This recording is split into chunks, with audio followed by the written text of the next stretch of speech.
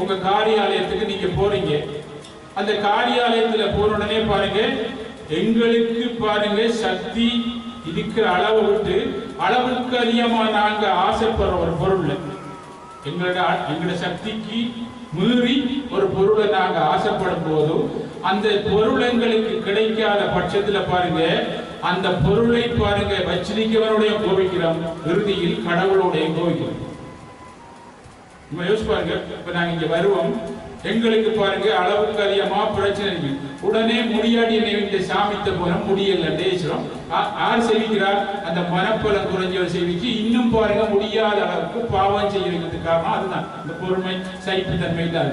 அப்ப நம்ம அளவு எங்களுடைய சக்திக்கு மீறி நாங்க ஆசைப்பட்டு அது கிடைக்காத பட்சத்துல எங்களுக்கு பாருங்க என்ன பொறுமை சைப்புத்தன்மை இழக்கக்கூடிய கோபம் இருக்கு.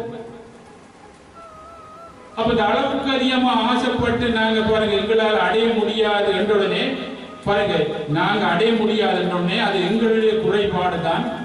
அந்த குறைபாட்டை நிவர்த்தி பண்றதுக்கு நாங்க சக்தியை பாருங்க கூட்டுனா என்ன செய்யணும்? என்ன ஒரு குரு வழியில போய் இதுக்கு என்ன காரணம் எனக்கு நடக்குது இல்லை. உங்களுக்கு எல்லாம் நீங்க வந்திருக்கீங்க, ஒவ்வொரு ஆளுக்கும் ஒரு பிரச்சனை.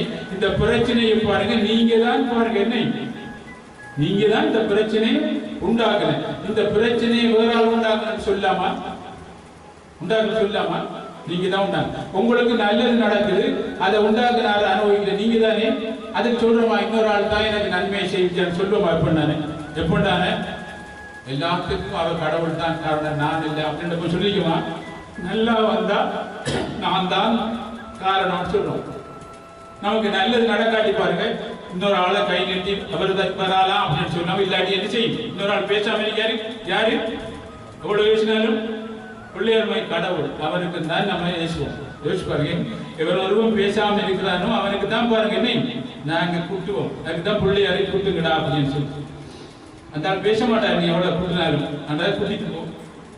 அப்ப அவரை கூட்டுற மாதிரி நீ போயிட்டு வா காப்பாத்துவா அப்படின்னு சொல்ற மாதிரி நீ கூட்டுறா அப்படின்னு சொல்லுவாங்க. காதை பிடிச்சு பிடிச்சு கூட்டு அப்படின்னு.